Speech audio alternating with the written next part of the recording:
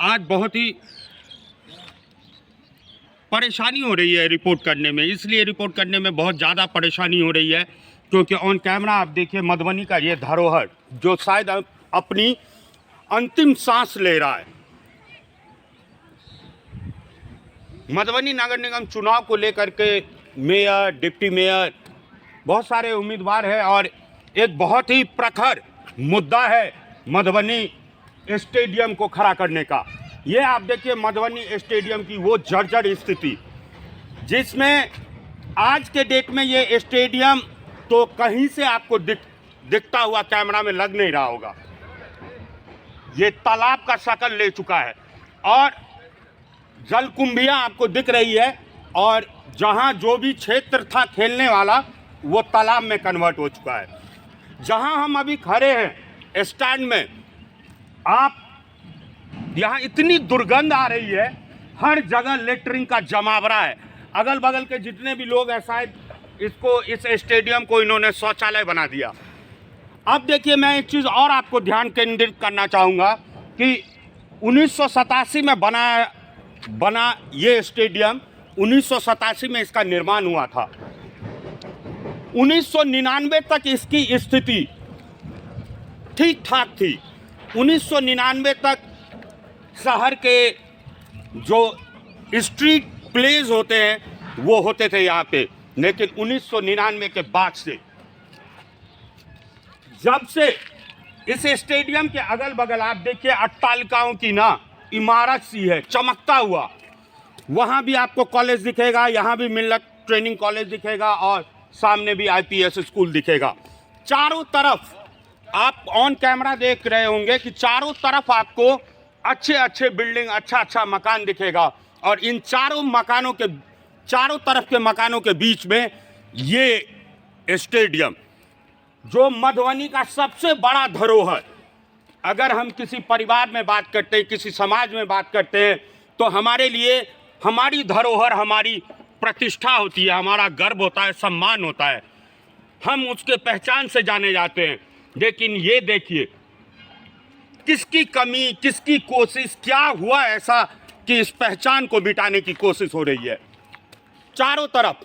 मैं चाहता नहीं हूं कि मैं कभी भी राजनेताओं को लेकर के, एग्जीक्यूटिव्स को लेकर के आऊं, लेकिन आज उनके बारे में बात करना बहुत ज़रूरी है। इसलिए ज़रूरी है क्योंकि सामने जो आप अट्टालिकाएं देख रहे हैं वो बहुप्रतिष्ठित चेहरा फैयाज अहमद सर सांसद से लेकर के क्या क्या नहीं रहे हुए हैं, और उनके बगल में ये एक ऐसा जगह है जिसका कि आपको नहीं लगता कि उनकी भी जिम्मेदारी है। अगर आप कहीं के एग्जीक्यूटिव हैं, आपका पूरा साम्राज्य है इसी स्टेडियम के बगल में, आए दिन लोग बात यहाँ तक करते हैं कि इसकी जो हालत हो गई है इसमें कहीं ना कहीं नेताओं का ही रोल है। कहीं ना कहीं वो अतिक्रमण की हैवी कॉन्सेप्ट ले आ गई है अपने समाज में कि लोग अपने धरोहर को भी नहीं आप बख्शते हैं। आप देखिए ऑन कैमरा में दिखाओ कि ये जो स्टैंड है, ये स्टैंड शौचालय में कन्वर्ट हो गया। आपको लेटरिंग, पैखाना सब कुछ दिख रहा होगा। हम भी यहाँ पे रिपोर्ट कर रहे हैं तो हमारी बहुत ही स्थिति दूसरे हिसाब से, हम आपको बयां नहीं कर सकते कि किस तरीके की दुर्गंध का सामना करके हम ये कर रहे हैं। अब मैं आपको इस पे छोड़ता हूँ कि किसकी कमी है, ये कौन इसका जिम्मेदार है।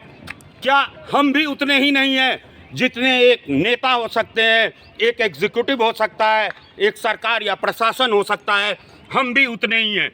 जब हमारे घर की बात आती है तो हम लाठी डंडे लेकर के निकल जाते हैं पड़ोसी से झगड़ा करने के लिए, लेकिन जब सोसाइटी की बात आती है, जब समाज की धरोहर की बात आती है तो किसी को नहीं पड़ा हुआ है। क्यों ABM लाइव आप सभी नगरवासियों से ये कहता है कि क्यों नहीं इसको बदलने के लिए क्रांति होनी चाहिए, क्यों नहीं इस पे जो दबे मुंह लोग बात करते हैं, क्यों नहीं वो बात एक आंदोलन का शक्ल लेना चाहिए।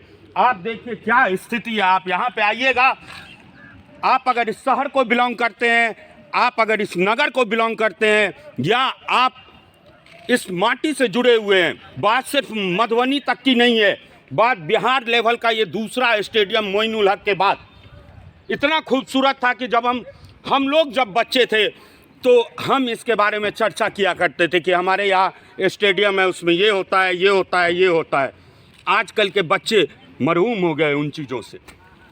किसकी कमी है? कहाँ गए वो नेता, कहाँ गए वो सरकार, सिस्टम?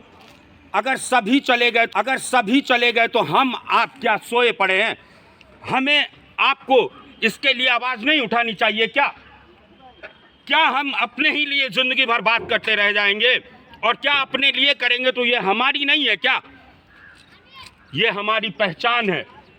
नगर निकाय चुनाव आ रहा है, मैं सबसे हाथ जोड़ करके ये अपील करता हूं कि हर आदमी खुल करके आए मंच पे और इस धरोहर के लिए हर किसी को कटघरे में खड़ा करे। कहाँ गए वो लोग जिनकी इमारतें, अट्टालिकाएं स्टेडियम के बगल में चमक रहा है और उन्हें यहाँ तक शर्म नहीं आती है कि उनके बगल में ही एक समाज का ये धरोहर अपनी अंतिम सांसें ले रहा है।